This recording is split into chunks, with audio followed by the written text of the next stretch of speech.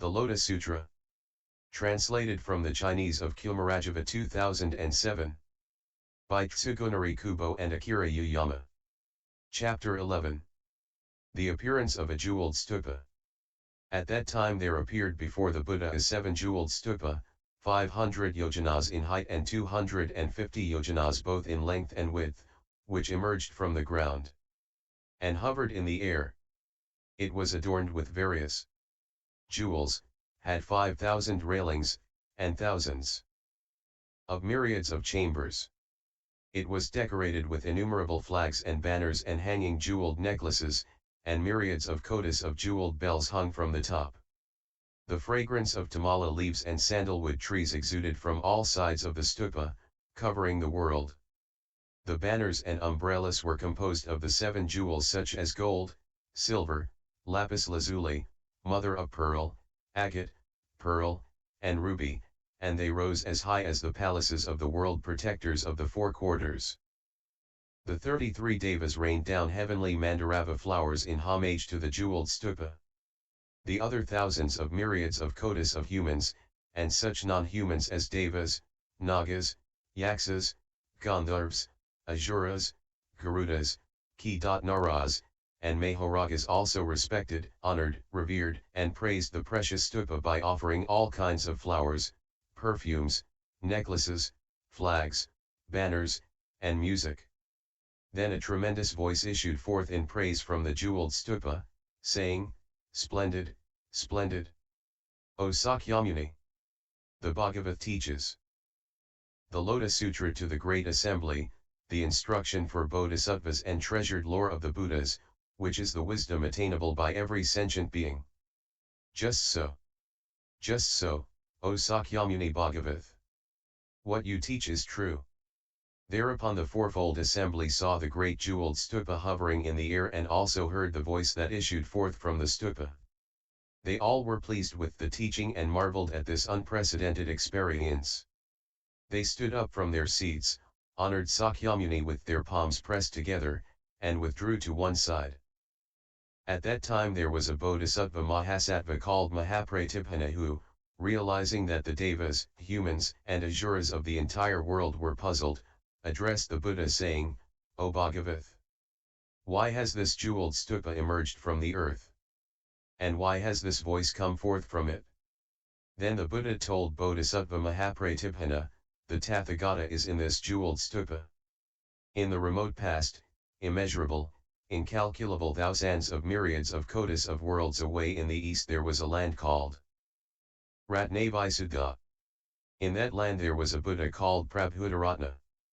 When this Buddha was practicing the Bodhisattva path in his previous lives he made a great vow, saying, 'If I become a Buddha, after my parinirvana if the Lotus Sutra is being taught anywhere in all the lands of the 10 directions, my stupa shall appear there so that the sutra may be heard, and in order that I may bear testimony to it and praise it with the word splendid.'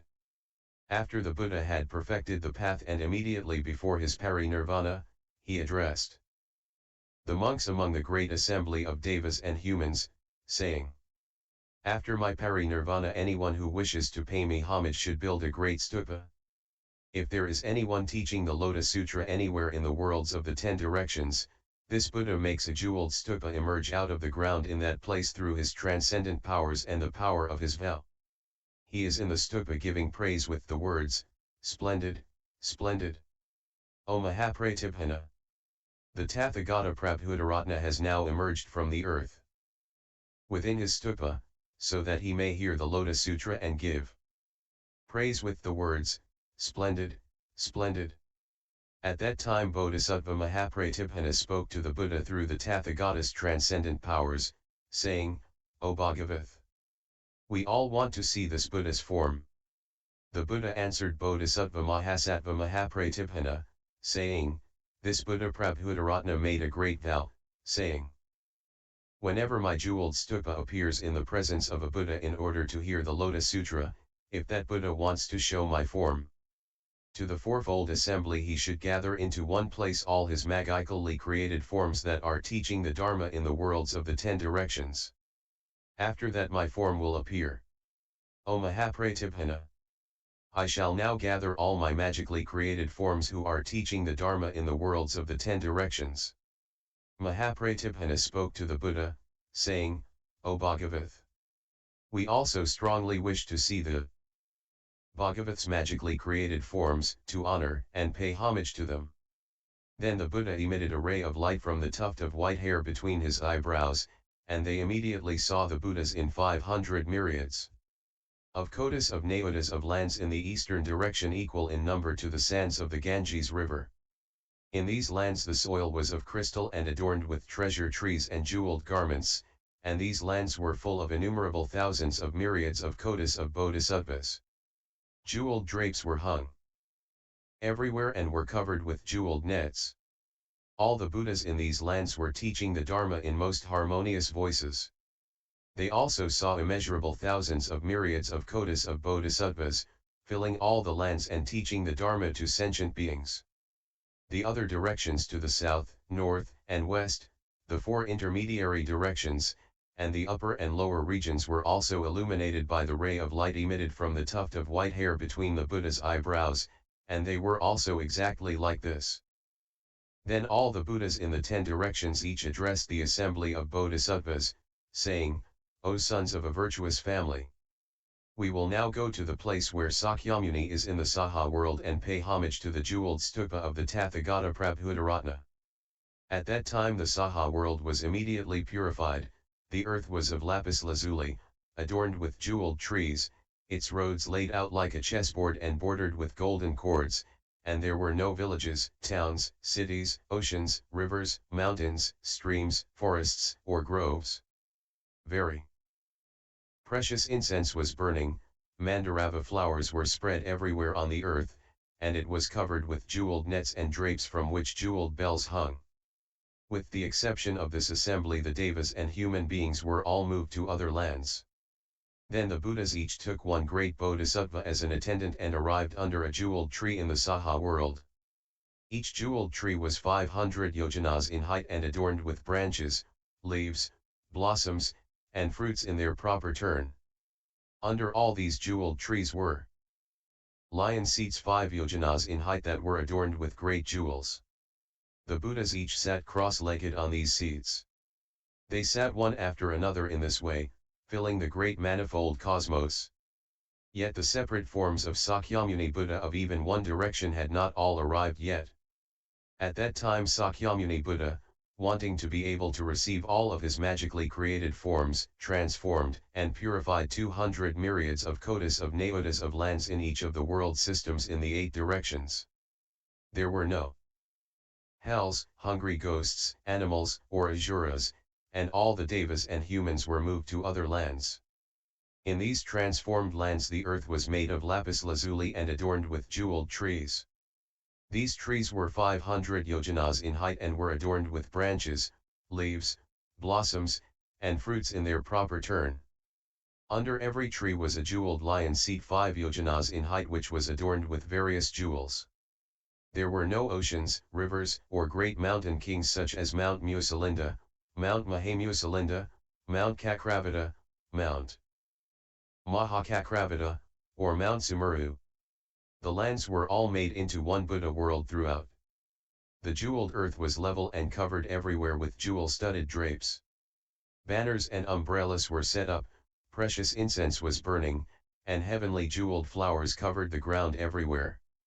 Then Sakyamuni Buddha again transformed and purified 200 myriads of kotis of nayotas of lands in each of the 8 directions so that the Buddhas could come and sit. There were no hells, hungry ghosts, animals, or asuras, and the devas and humans were moved to other lands. In the transformed lands the earth was of lapis lazuli and adorned with jeweled trees. The trees were 500 yojanas in height and were adorned with branches, leaves, blossoms, and fruits in their proper turn. Under these trees were jeweled lion seats that were 5 yojanas in height and decorated with great jewels. There were no oceans, rivers, or great mountain kings such as Mount Musalinda, Mount Mahamusalinda, Mount Kakravata, Mount Mahakakravata, or Mount Sumeru. The lands were all made into one Buddha world throughout. The jeweled earth was level and covered everywhere with jewel-studded drapes. Banners and umbrellas were set up, precious incense was burning, and heavenly jeweled flowers covered the ground everywhere. Then the magically created forms of Sakyamuni Buddha, which had been teaching the Dharma in the hundreds of thousands of myriads of kotis of naotas of lands in the east, equal in number to the sands of the Ganges River, gathered here. In this way all the Buddhas in the 10 directions gradually came until all were assembled, sitting in the 8 directions. At that time these Buddha Tathagatas filled 400 myriads of kotis of naotas of lands in each direction. Then sitting Gondhelian seats under the jeweled trees, the Buddhas each dispatched their attendants with hands full of jeweled flowers to inquire after the Buddha Sakyamuni, saying, O son of a virtuous family, you should approach the Buddha Sakyamuni on Mount G.Drakuta and give him a greeting, saying, Are you without illness and pain, and are you full of vigor and at ease, and are the assemblies of Bodhisattvas and Sravakas all at ease or not? Then, having paid homage to the Buddha by scattering him with these jeweled flowers, say this to him. The Buddha so and so wishes you to open this jeweled stupa. All the other Buddhas dispatched their messengers like this. Then the Buddha Sakyamuni saw that his magically created forms had already gathered and were each sitting on a lion seat. And he heard that all the Buddhas also wanted him to open the treasured stupa. Immediately rising, he hovered in the air, and the entire fourfold assembly rose and gazed attentively at the Buddha with their palms pressed together. Thereupon Sakyamuni Buddha opened the entrance to the 7-jeweled stupa with his right finger. There was a tremendous sound as if the bar and lock to the gateway of a large city were being pushed aside. Then immediately the entire gathering saw the Tathagata Prabhudaratna in the jeweled stupa sitting on a lion seat as if he were in meditation, his body whole and undecomposed. They heard him say, Splendid, splendid. The Buddha Sakyamuni is teaching the Lotus Sutra, and I have come in order to hear it. At that time the fourfold assembly saw the Buddha who had entered parinirvana immeasurable thousands of myriads of kotis of kalpas ago speaking those words. They praised this unprecedented experience and scattered heavenly jeweled flowers upon the Buddhas Prabhudaratna and Sakyamuni. Then from within the stupa the Buddha Prabhudaratna offered half of his seat to the Buddha Sakyamuni, saying, O Sakyamuni Buddha, please take a seat here. The Buddha Sakyamuni immediately entered the stupa and sat cross-legged on half of the seat. Thereupon the great assembly saw the 2 Tathagatas sitting cross-legged on the lion seat in the 7-jeweled stupa, and they each thought thus, the Buddhas are seated far away. O Tathagata, we entreat you to use your transcendent powers so that we may be in the air together with you. The Buddha Sakyamuni immediately moved the entire fourfold assembly into the air through his transcendent powers and addressed them with a great voice, saying, Who in the Saha world is able to extensively teach the Lotus Sutra? It is now the right time. The Tathagata will enter parinirvana before long, and the Buddha wants to transmit this Lotus Sutra to you. Thereupon the Buddha, wanting to further elaborate upon the meaning of this, spoke these verses. Although the great sage, the Bhagavath, entered parinirvana long ago, he has been abiding in a jeweled stupa. And he has now come for the sake of the Dharma. Why is it that people do not strive for the Dharma? Although this Buddha entered parinirvana incalculable kalpas ago, because it is difficult to encounter, he listens to the Dharma wherever it is taught. The original vow of this Buddha was, after my parinirvana, I will always listen to the Dharma wherever it may be. My magically created forms, incalculable as the sands of the Ganges River, have come to hear the Dharma, and see the Tathagata Prabhudaratna, who has entered nirvana. Each Buddha form, having abandoned his beautiful land, disciples, devas, humans, nagas, and ritual tributes, has come here, so that the Dharma may abide forever. In order to seat all these Buddhas, I transferred immeasurable beings and purified the lands through my transcendent powers, and each of these Buddhas settled under a jeweled tree. As lotus blossoms adorn a limpid, cool pond, Under every jeweled tree was a lion seat on which the Buddha sat radiating light, as a great bonfire blazes in the dark of the night. They emitted a subtle fragrance from their bodies which filled the lands of the 10 directions. Sentient beings who smelled this fragrance were overcome with unsurpassed joy, like branches of a small tree being blown by a great wind. Through this skillful means, I enable the Dharma to abide forever.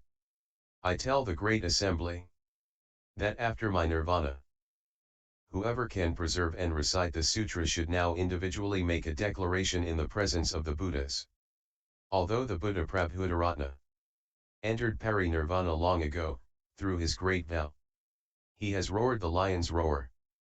The Tathagata Prabhudaratna, I myself, and all the magically created forms who have gathered here, should know this intention. O heirs of the Buddhas! Whoever is able to preserve the Dharma should make a great vow, so that it may abide forever. Whoever is able to preserve the teaching of the sutra will thus honor me. And Prabhudaratna. This Buddha Prabhudaratna always roams the 10 directions in a jeweled stupa. In order to hear the sutra, he also honors all the transformed Buddhas who have come here and who adorn all the worlds with light. Whoever teaches the sutra will see me, the Tathagata Prabhudaratna, and the transformed Buddhas. O sons of a virtuous family! Each of you must carefully consider this. This is indeed a difficult matter. Make a great vow accordingly. It is not really difficult to teach all of the other sutras, the number of which is equal to the sands of the Ganges river.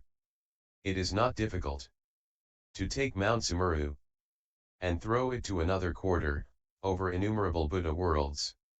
It is also not difficult to shake free the manifold cosmos with one toe and throw it far into another distant world. It is not difficult to stand on the highest summit of the world and teach the other innumerable sutras for the sake of sentient beings. However, it will indeed be difficult to teach the sutra in the troubled world after the Buddha's nirvana. It is not difficult for anyone to grasp empty space and wander around with it, but it will certainly be difficult to copy and preserve the sutra and cause others to copy it after my nirvana. It is not really difficult to put the great earth on a toenail and ascend with it to the world of Brahmas. However, it will indeed be difficult to recite the sutra, even for a moment, in the troubled world after the Buddha's nirvana. It is not really difficult to enter into the conflagration at the time of the close of a kalpa, carrying hay on your back and yet not be burned. It certainly will be difficult to preserve the sutra and teach it to even a single person after my nirvana. It is indeed not really difficult for anyone to preserve the 84,000 treasure houses of the Dharma, and the 12-fold scriptures, and teach them so that the listeners can attain the 6 transcendent powers. It will indeed be difficult for anyone to hear and accept the sutra, and to ask about its meaning after my nirvana. It is not really difficult for people to do such beneficial things as teaching the Dharma, and making thousands of myriads of kotis of immeasurable, incalculable sentient beings, numbering as many as the sands of the Ganges river, attain arhatship and perfect the 6 transcendent powers. It will certainly be difficult to preserve such a sutra as this after my nirvana. I have extensively taught many sutras in incalculable lands, from the beginning until now, for the sake of the Buddha path, and yet among them, this sutra is the best. If anyone preserves it, he preserves the form of the Buddha. O sons of a virtuous family! Those who preserve and recite this Lotus Sutra after my nirvana must now individually make a declaration in the presence of the Buddhas. It is hard to preserve this sutra. If anyone preserves it, even for a single moment, I shall truly rejoice. All of the other Buddhas will do so also. Such people as these are praised by the Buddhas. They are courageous. They are persevering. They are known as those who follow the rules of good conduct and carry out ascetic practices. Subsequently they quickly attain the highest Buddha path. Those in the future who recite and preserve the sutra, are the true heirs of the Buddha and abide in the stage of purity. Those who can understand its meaning after the Buddha's nirvana will become the eyes of the world for devas and humans.